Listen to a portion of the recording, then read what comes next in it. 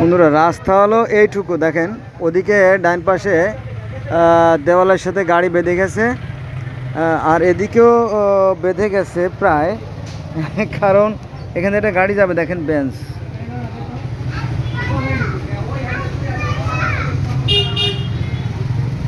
মানুষ একটা রাস্তায় আটকে গেছে দেখেন।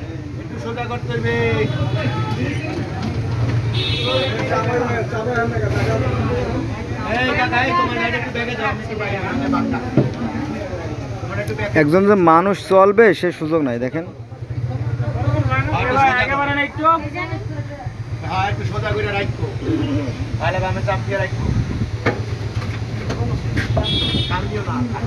একটু টান দাউন যায় হালকা।